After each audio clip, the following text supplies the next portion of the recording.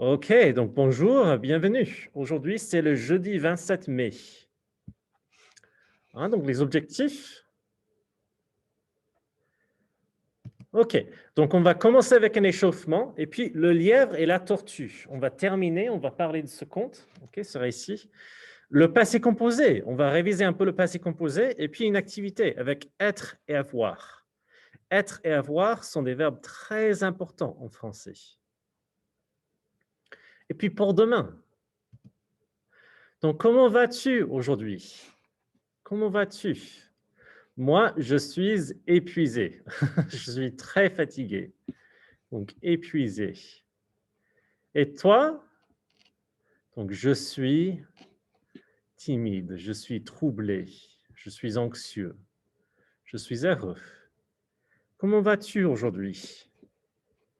Donc, je suis... Ok, bien. Comment vas-tu? Ok, donc le lièvre et la tortue. Le lièvre et la tortue. Hein? Donc, racontez une histoire. Hein? Donc, vous avez fait ce travail. Hein? Donc, s'il vous plaît, ouvrez le document, ouvrez votre cahier d'activité. OK, donc d'abord, le lièvre a proposé à la tortue une course. Ensuite, qu'est-ce qui s'est passé? Ensuite, and again, you can tell me in the chat or you can say it out loud. Out loud is probably easier.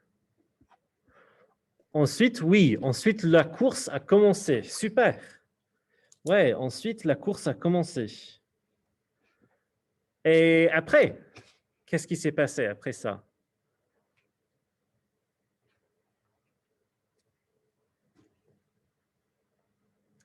Et après, donc le lièvre a dit, ah ouais, faisons une course. Et la tortue a dit, oui, d'accord. Et puis, c'est parti. Ensuite, après, qu'est-ce qui s'est passé? Après.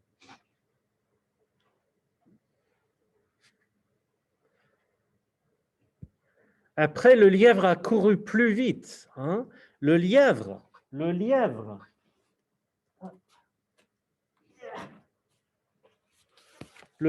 a couru plus vite, n'est-ce pas? Hop, voyons. Tac. Le lièvre a couru plus vite. Hein? On a le lièvre. Il a couru plus vite. Hein? Pas vrai? Et puis, qu'est-ce qui s'est passé? Qu'est-ce qui s'est passé après?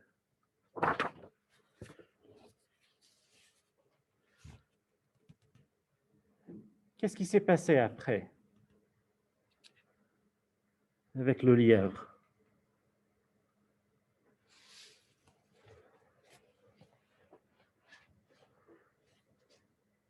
Donc, le lièvre a couru plus vite. Oui, oui. Le lièvre a fait une sieste. Le lièvre a fait une sieste, n'est-ce pas? Il a fait dodo. Il a fait une sieste. Hein? OK. Peut-être vous voulez faire une sieste maintenant. D'accord? Donc, le lièvre a fait une sieste et la tortue est passée devant. Ensuite, on est presque là. Oui, très bien. Ouais, super. Super, Emma.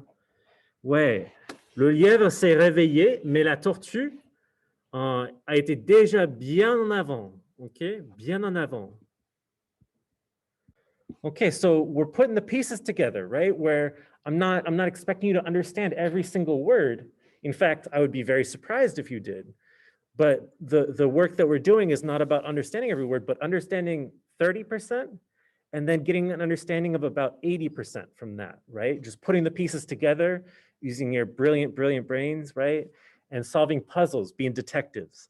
And that's what I really want to help you out with in French is sure, I want to teach you new stuff. I want to help you learn the language, but I also want to help you learn how to work with what you know to understand more than what you should know. Okay, enfin. Pretty easy one. It's the last one, so there's only one option left.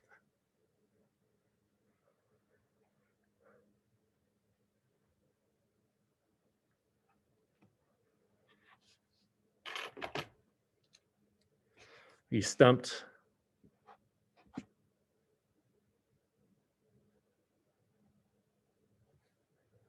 Any ideas? I know. Which one was it?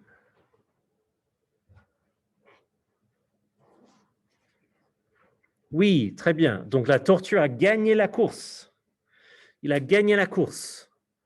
The tortoise, something about the race. What did the tortoise do? He won the race. Yeah, he won it. Yeah, he won the race, right? He won the race. And this is another example, kind of like with sieste, where if you know Spanish, that'll actually help you quite a bit. Sometimes it'll do you dirty where it's like there are things that look similar, but they actually mean different things. But a lot of times, because they're both Romance languages, they have the same roots and stuff, it'll help you a lot. So for those of you who know Spanish, that's an awesome, awesome skill that'll really, really help a lot of the time in French. Not all the time, but a lot of the time.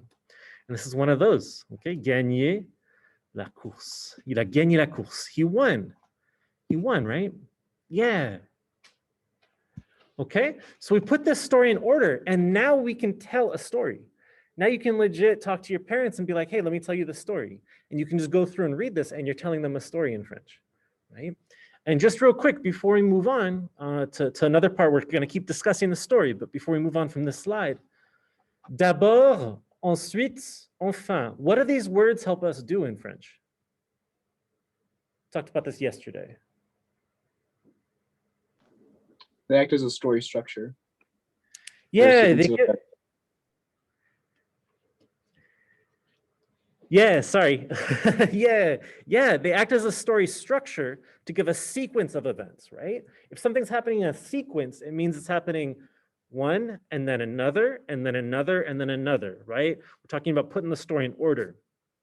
Yesterday, I talked about, oh, how different would it be in Star Wars if Luke Skywalker met Darth Vader before Obi-Wan, right? So there's this whole sequence of events. There's this whole order in which events need to happen. It organizes the events, it makes the story meaningful, and it also helps the reader or the listener, right? It helps you understand, oh, okay, well, this is happening first, and then this, all right? It helps the reader, it helps the listener, right? Because you can use this spoken too. So I'd love for y'all to add d'abord, ensuite, enfin. You could add these other ones too if you want, right? But those three, I want to encourage you to add those to your vocabulary in the packet, to kind of keep in mind, to keep it in your pocket, right? It's kind of like taking notes. It's kind of like taking notes that you can come back to. I've seen a lot of students use packets in later classes, right? So I've seen folks in French 2 pull out the French 1 packet, or folks in French 3 pull out the French 2 packet, right? So I want to give this to y'all not just for me to keep up with your learning and help you understand, are you keeping up, but also to give to you as a resource, right? Okay, d'abord, first, ensuite, and then, enfin, finally. Okay. Okay, so let's practice these a little bit. Let's practice these a little bit. Quelles sont 3 activités que tu as fait hier? Quelles sont 3 activités que tu as fait hier? Moi, par exemple, j'ai travaillé. Ensuite, j'ai regardé la télé et j'ai dormi. Donc d'abord, j'ai travaillé. Ensuite, j'ai regardé la télé. J'ai regardé Twitch. I was watching a streamer. I wasn't watching TV. All right, but j'ai regardé la télé. Et enfin, j'ai dormi. D'abord, j'ai travaillé. Ensuite, j'ai regardé la télé. Et enfin, j'ai dormi. Et toi, quelles sont 3 activités que tu as fait hier? Qu'est-ce que tu as fait en premier? Donc moi, d'abord, j'ai travaillé. D'abord, j'ai travaillé.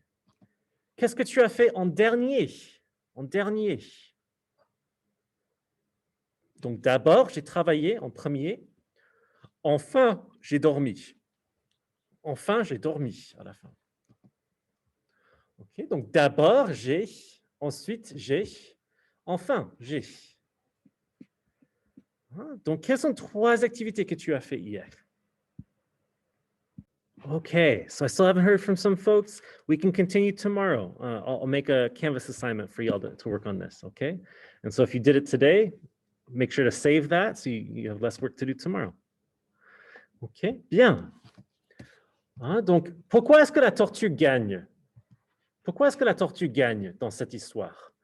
Donc, la tortue a gagné la course, n'est-ce pas? La tortue a gagné. Le lièvre a perdu. Donc, pourquoi est-ce que la tortue a gagné?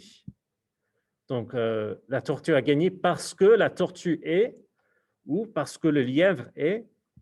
So we're feeling a little sleepy this morning. I appreciate those of y'all who are chipping in a little bit. I will keep it moving though, just for the sake of time. This is a story from forever ago. But one of the first ways it was published in writing was here, in Les Fables de La Fontaine. Les Fables de La Fontaine from 1617. I think that was the year. I'm going to be really frustrated if I get that wrong. But Les Fables de La Fontaine, and you're probably really familiar with these, right? The fables of La Fontaine. And they're stories in verse, okay? And they're oftentimes you read these as a child, right? Or your parents read these to you. And they were published as poems back in the day. And they all had a moral. They all had a moral, right? What's a moral? What's a moral? It's like a lesson. A lesson. You got it. Yeah, it's a lesson, right? It's a lesson. So the stories used animals, right? The stories used animals like tortoises and hares and dogs and lions and rats, right? There's a really great one of my favorite ones about a lion and a rat. There's another really great one that I like. One of my favorite ones is the oak tree and the reed. And so they're using these things, right? They're using these things instead of people in the stories to tell a story and to give a moral. So what's the moral of this story? What's the lesson of the tortoise and the hare? Don't get cocky. Don't let arrogance get the best of you, right? Don't let arrogance get the best of you. Don't think, okay, well, I'm faster, so I'm just going to win. So it's a given. So I could take a nap. What else? That's definitely one of them. What's another lesson? Another moral? Don't give up. Don't give up. Yeah. Be persistent. Yeah. I think those are kind of the main ones. Does anybody have other ideas? There might be others that I'm not thinking about. Slow and steady wins the race. I'm really glad you said that, right? Slow and steady wins the race. So many of us might just know that. Slow and steady, like you just know that, right? Not steady and slow wins the race, but slow and steady wins the race, right? In that order. That's part of the power of poetry is if it rhymes, like if you get a song stuck in your head, right? It's because it's catchy. And so these stories, these fables were catchy. They were put in poems so that they were easier to remember to help kids learn. And so these morals are taught in a way that even when you're 16, you still remember, oh yeah, slow and steady wins the race. Yeah, whatever. But you learned that at some point. You learned that saying. Not steady and slow wins the race, or to win the race, one must be slow. And no, slow and steady wins the race. Like there's kind of a pacing to it. There's a rhythm to it, right? I mean, yes, but I mean, I kind of feel that's also wrong because typically people who are faster win. Yeah. And so there are going to be exceptions. You win by being the slow guy. Yeah, and that's one of the things is with fables, there are these morals at the end. And the problem with the moral is it's generally going to present one concrete thing, like you should do this. But there are always going to be situations where, no, sometimes you just got to be faster. There are always going to be situations that are exceptions, right? And maybe this is a question we can discuss tomorrow a little bit. Est-ce que tu es le lièvre ou est-ce que tu es la tortue? In this story, if you're being real, if you're being honest with yourself, are you le lièvre, who's really quick, maybe a little too confident? Maybe sometimes it catches up to you. Or are you the turtle, the tortoise, la tortue, and you go slower and people underestimate you, but you tend to finish first. Not always, but you tend to persist. I'm really curious. Est-ce que tu es le lièvre ou plutôt la tortue? There's a typo. Oh no. Mr. Hare. Ugh, there should not be a T here. Oh, that bugs me. Anyways, we'll come back to that tomorrow, okay? Le passé composé. We've run a little short on time. But what I wanted to do is review these a little bit. The passé composé, kind of how it's built. So we've got the subject, the verb, and the past participle. And we've talked about some patterns with these, right? Boop, boop, boop. Talked about how ER verbs go to E, how IR verbs go to ich, and RE verbs go to ich, right? And maybe you remember this, maybe you don't. It's okay. Just trying to help you get used to seeing this a little bit. And what I'd hoped is we could talk about le verbe auxiliaire. So we'll talk about that a little bit tomorrow. So we'll continue this work tomorrow. Okay. So tomorrow we'll work on être et avoir. So we'll do this activity. We'll kind of work on this in your packet. I'm really curious to hear, est-ce que tu es le lièvre ou la tortue? What kind of person are you? Are you more of a lièvre or more of a tortue? Right? Just out of curiosity. And then we'll talk about être et avoir. And we'll try to make some time for just kind of catching up a little bit. All right. All right, I will stick around if there are questions. Otherwise, I will say au revoir et à demain.